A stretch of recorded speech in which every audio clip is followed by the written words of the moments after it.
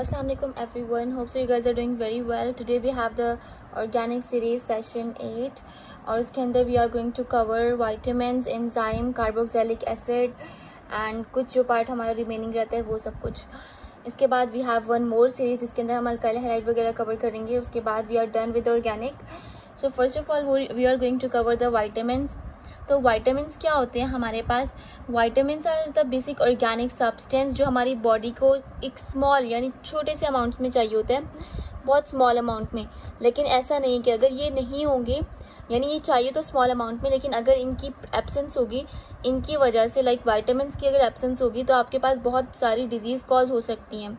तो ऐसा नहीं कि ये जो वाइटामिन्स है, जो ऑर्गेनिक कंपाउंड है, हमारे पास एक ऑर्गेनिक सब्सटेंस है, अगर ये हमारे पास प्रेजेंट नहीं होगी तो बॉडी आराम से चलेगी नहीं. ये छोटा सा फिगर, ये स्मॉल अमाउंट में होना भी हमारी बॉडी के बहुत ज़्यादा इम्पोर्टेंस रखता है.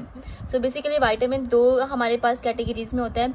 एक होता है वाटर सॉल्युबल, एक होता है फैट सॉल्युबल. वाटर सॉल्युबल हमारे पास होता है B and C. Fat soluble होता है ए डी ई के. फैट सॉल्युबल वो होता है जो कि फैट के अंदर होता है, जो ज़्यादा फैट के अंदर एब्जॉर्प्शन होता है, फैट में सॉल्युबल हो जाता है. वाटर सॉल्युबल वो होते हैं जो वाटर के अंदर डिज़ोल्व हो जाते हैं. अब हमारे पास फैट सॉल्युबल में आते हैं ए डी ई के. अब अगर हम देखते हैं तो वाटर सॉल्युबल के अंदर ये जो बी फैक्टर है, बी के फर्दर टाइप्स हैं, 5 टाइप्स हैं. सबसे पहले है B1, इसको हम दूसरा नाम देते हैं थायमिन का. B2 riboflavin, B6 pyridoxine, B12 साइनोकोबालामाइन, ये नाम पेपर में आते हैं. B5 niacin and then we have the A और डी और ई और के. अच्छा, सबसे पहले हम इनकी पढ़ लेते हैं कि ये हमारे पास कहाँ यूज़ होते हैं. अगर आप अपनी बुक खोलें तो आपकी बुक के अंदर वाइटामिन्स के बारे में यहाँ पर जो लिखा हुआ है, दे आर वेरी इंपॉर्टेंट.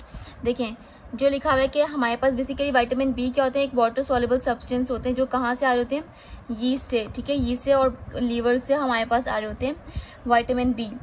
अच्छा, अब इसके अंदर ऐसे B1 की बात करते हैं जिसका दूसरा नाम क्या है, थायमिन भी है उसको, और एंटी न्यूरेटिक फैक्टर भी कहते हैं, एनोयूरिन भी कहते हैं. ठीक है, ये हमारे पास B1 किससे बनता है, पायरिडीन से बनता है और थायजोल से बनता है. अब इसके अंदर सिर्फ इतना याद रखना है कि थायमिन किससे बनता है, थायजोल से या फिर पायरिमिडीन से. अब थायमिन क्या होता है, कहाँ से ऑब्टेन होता है, सोर्स वगैरह पेपर में नहीं आते, बट स्टिल एक बार पढ़ लीजिएगा. लीवर, किडनी, होल सीरियल, ये सब जो चीज़ें होती है इधर से हम B1 को ऑब्टेन करते हैं. अब B1 हमारे पास यूज़ कहाँ होता है, कार्बोहाइड्रेट की मेटाबॉलिज्म में होता है. और ये बहुत इंपॉर्टेंट है कि अगर B1 नहीं होगा तो कौन सी डिजीज़ कॉज होती है, बेरी.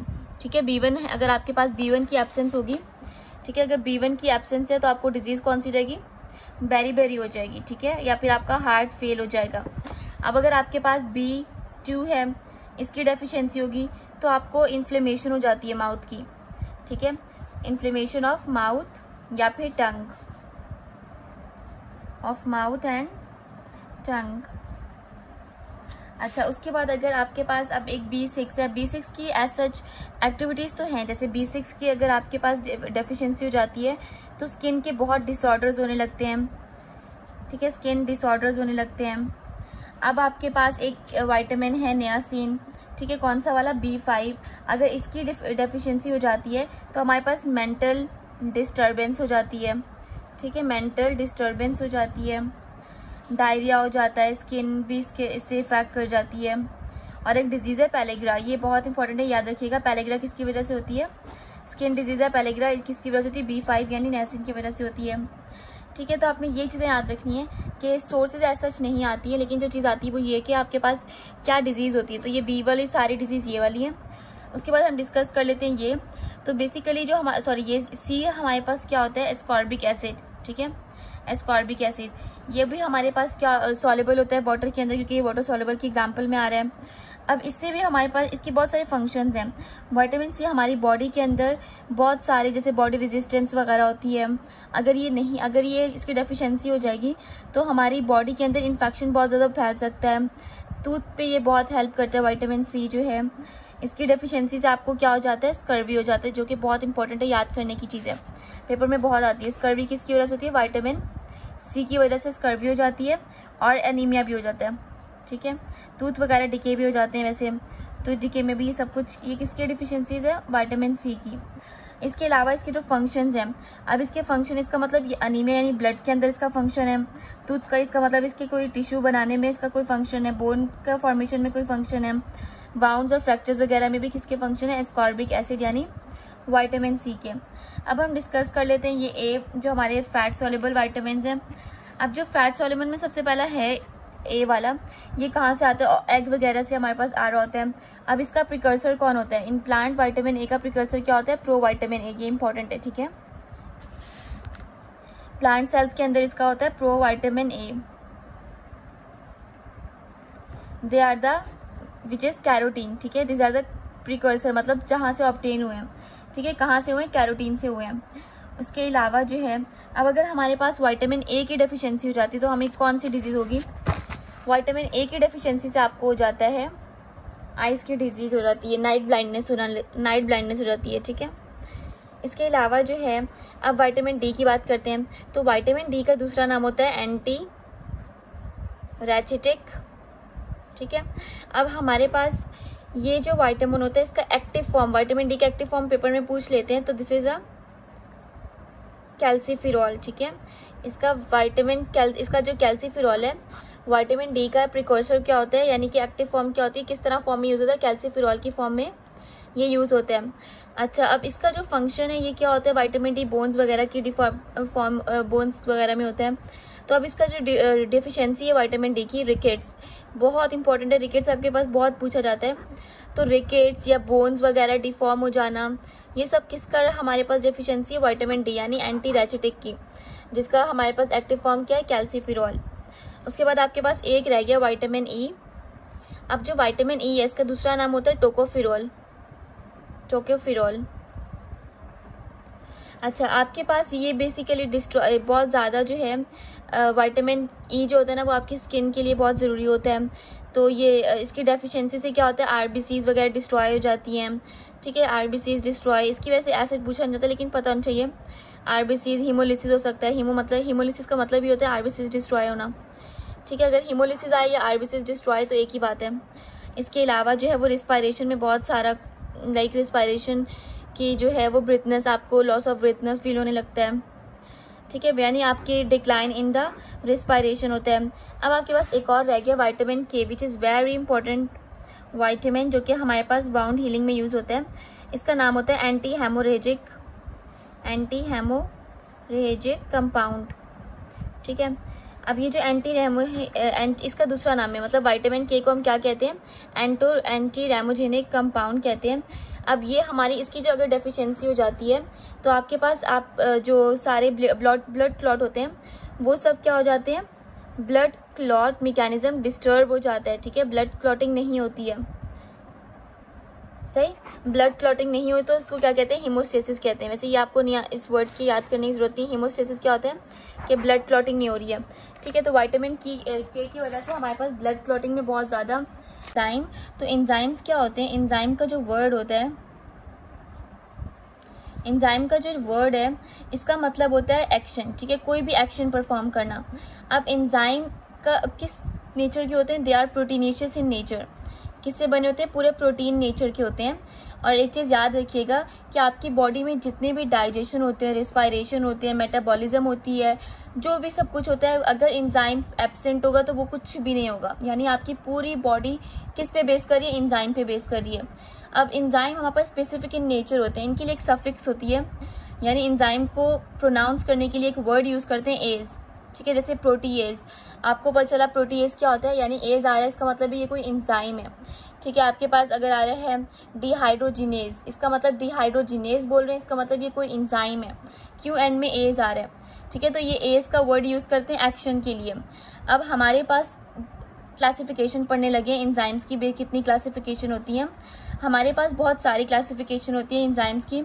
सबसे पहले हम पढ़ने लगे ऑक्सीडो रिडक्टेज, ठीक है। ऑक्सीडो रिडक्टेज क्या है, ये एंजाइम है, ठीक है। अब ये क्या करता है, ये एंजाइम ऑक्सीडेशन करवाता है और रिडक्शन, ऑक्सीडेज और रिडक्टेज से बता रहा है क्या करवाता है, ऑक्सीडेशन और रिडक्शन करवा रहा होता है। अब किसकी कराएगा, जैसे हम अल्कोहल की ऑक्सीडेशन करते हैं तो क्या बनता है, हमारे पास एल्डिहाइड बन रहा है, कि with the help of enzyme dehydrogenase, ठीक है। तो ये सारा कुछ होता है किसकी थ्रू होता है, ऑक्सीडो रिडक्टेज, यानी एक एंजाइम डिहाइड्रोजिनेज के थ्रू, ठीक है। ऑक्सीडोरिडक्टेज कौन से जो इटसेल्फ क्या होता है, ऑक्सीडोरिडक्टेज इज अ एंजाइम जो क्या करता है, ऑक्सीडेशन करता है और रिडक्शन करता है। इसके अलावा एक एंजाइम होता है ट्रांसफेरेज, ठीक है। ये एंजाइम्स क्या करता है, ट्रांसफर करता है सबस्ट्रेट को, ठीक है। ट्रांसफेरेज ट्रांसफर करता है सबस्ट्रेट को, जैसे कौन से सबस्ट्रेट को कर रहा होता है, एस्पार्टिक एसिड को ये ट्रांसफर करता है। उसके अलावा एस्पार्टिक एसिड को किस में करता है, ऑक्सैलो एसीटेट में करता है, प्लस ग्लूटामिक एसिड में करता है। तो ये सारी चीजें याद करने की चीज नहीं, बस ट्रांसफरेज क्या करता है, सबस्ट्रेट को ट्रांसफर करता है। Then we have the hydrolases. Hydrolases एक एंजाइम का नाम है जो क्या करते हैं, हाइड्रोलाइटिक रिएक्शंस करते हैं, यानी वाटर को एडिशन वगैरह करवा रहे होते हैं। ये एंजाइम्स की याद रखिएगा कि इसके अंदर जैसे आपके पास एक एंजाइम है जो कि हाइड्रोलेसिस करवाता है, अमाइलोज, ठीक है। अमाइलोज से ग्लूकोज बन रहा होता है with the help of enzyme. कौन सा एंजाइम इन्वॉल्व होता है, अमाइलेज, वो क्या होता है, हाइड्रोलेस में आता है, इसकी हाइड्रोलेस की कैटेगरीज में आता है। अब अगर लिपिड है, लिपिड से कन्वर्ट करें फैटी एसिड में, कौन सा एंजाइम करेगा, हमारे पास लाइपेज। लाइपेज की एंजाइम किसके आ रहा है, हाइड्रोलेसिस के एग्जाम्पल में आता है, ठीक है। इसी तरह आपके पास प्रोटीन होता है, प्रोटीन किस में कन्वर्ट हो जाता है, अमाइनो एसिड, क्योंकि अमाइनो एसिड से ही बना होता है तो अमाइनो एसिड में कन्वर्ट होगा। तो प्रोटीन अमाइनो एसिड में कन्वर्ट होता है with the help of enzyme called protease, ठीक है। अब आपके पास हाइड्रोलेसिस भी हो गया। इसी तरह आपके पास और भी बहुत सारे हैं, जैसे कि अभी और सारे जो भी हैं वो हम कर रहे हैं, ठीक है। जैसे कि आपके पास एक एंजाइम है लाइएजिस, ठीक है। लाइएजिस की कैटेगरीज में कौन से आते हैं, जैसे कि आपके पास थ्रियोनिन होती है, ठीक है। थ्रियोनिन एक रिएक्टेंट है, थ्रियोनिन कन्वर्ट करते हैं ग्लाइसिन के अंदर, ठीक है। जब भी ये रिएक्शन आते हैं ना तो हम इसके अंदर कौन सा एंजाइम यूज करते हैं, लाइएजिस का एंजाइम। लाइएजिस का कौन सा वाला एंजाइम, एंजाइम का नाम है थ्रियोनिन एल्डोलेजेस, ठीक है, एल्डोलेज। इसी तरह अगर आप आइसोमेरेज की बात करते हैं, ठीक है, आइसोमेरेज। अब आइसोमेरेज की कैटेगरीज में बहुत सारे एंजाइम्स आते हैं, जैसे कि एलानिन, ठीक है। जैसे कौन सा आता है, एलानिन, एलानिन रेसमिरेज, ठीक है। ये क्या करता है, एल एलानिन को कन्वर्ट करता है, एलानिन को कन्वर्ट करता है डी एलानिन में, ठीक है। अभी आइसोमेरेज देखिए, एस आइसोमेरिक, तो कौन सा आ रहा है, L alanine, L alanine isomerase आ रहा है जो क्या कर रहा है, एल एलानाइन को डी एलानाइन में कन्वर्ट कर रहा है। Then we have the ligases. Ligases भी कौन से एंजाइम्स होते हैं, जो हमारे पास कैटेलाइज करते हैं कंडेंसेशन, यानी अपने अंदर से वाटर का मॉलिक्यूल्स निकाल रहे होते हैं, ठीक है। जैसे कि आपके पास एग्जाम्पल, लाइगेजेस की एग्जाम्पल आपकी बुक में नहीं लिखी, लेकिन इतना लिखा है कि वाटर का रिमूवल करता ही है, ठीक है। अब आप एक चीज़ याद रखिएगा, प्रॉपर्टीज पढ़ लेते हैं एंजाइम्स की। देखिए एंजाइम्स जो है ना, एक स्पेसिफिक टेम्परेचर और उनको एक स्पेसिफिक इन्वायरमेंट चाहिए होता है, ठीक है। तो अब उसके जो फैक्टर्स हैं वो क्या फैक्टर्स होते हैं वो हम डिस्कस करेंगे। इससे पहले एंजाइम्स की प्रॉपर्टीज पढ़ लेते हैं कि हम जो है ना एंजाइम्स को एक्टिव सॉल्यूशन में लॉन्ग टाइम तक नहीं रख सकते। Why, because they start losing their activities, ठीक है। और इसके अलावा ये हमारे पास अगर किसी भी जैसे इनएक्टिव फॉर्म में पाए जाते हैं, ठीक है। इनको कुछ एंजाइम्स इनएक्टिव होते हैं, किसी भी ट्रीटमेंट अगर करते हैं तो ये इनएक्टिव हो जाते हैं। स्पेशली जब जैसे आपके पास, आपको पता होगा कि जब आपके स्टमक में गैस्ट्रिक जूसेस वगैरह रिलीज होती हैं तो आपका जो उस टाइम प्रोटीन होता है वो इनएक्टिव फॉर्म में होता है, ठीक है। तो उसको वो जूसेस रिलीज इसीलिए होते हैं ताकि उसको एक्टिव कर सकें, ठीक। अब आपके पास फैक्टर्स कौन से होते हैं, जैसे कि आपके पास टेम्परेचर एक बहुत बड़ा फैक्टर है, पीएच फैक्टर है। टेम्परेचर कितना होना चाहिए, पेपर में आता है 37 से 50 डिग्री सेल्सियस होना चाहिए। उसके बाद you have the pH. PH आपके पास हर किसी का डिफरेंट होता है, ठीक है। एक सर्टेन लिमिट है, हर किसी के डिफरेंट पीएच का लिमिट होता है। जैसे कि आपके पास लिखी हुई है बुक के अंदर, पेप्सिन कितनी होती है, 1.6 होती है। उसके अलावा यू हैव अ ट्रिप्सिन कितनी होती है, 8.2 होती है, ठीक है। इसके अलावा ये सारी बातें हो गई। उसके अलावा जो एंजाइम की कॉन्सेंट्रेशन होती है ना, जैसे जैसे आप अगर एंजाइम को बढ़ाते हैं, ठीक है। और एक चीज़ याद रखिएगा, एंजाइम बहुत स्पेसिफिक होते हैं, ठीक है। अगर आप सबस्ट्रेट की कंसंट्रेशन बढ़ाते हैं, अगर सबस्ट्रेट की कंसंट्रेशन बढ़ा रहे हैं और एंजाइम की कंसंट्रेशन नहीं बढ़ा रहे तो रिएक्शन प्रोसीड नहीं होता, ठीक है। सबस्ट्रेट की कंसंट्रेशन बढ़ा रहे हैं, एंजाइम की भी बढ़ा रहे हैं, तब जाके रिएक्शन प्रोसीड होता है। तो इसका मतलब है पूरा का पूरा पार्ट किसका यूज हो रहा है, एंजाइम का यूज हो रहा है फॉर द डाइजेशन, मेटाबॉलिज्म, या फिर कोई भी रिएक्शन होगा तो एंजाइम के विदाउट कोई भी काम नहीं हो सकता।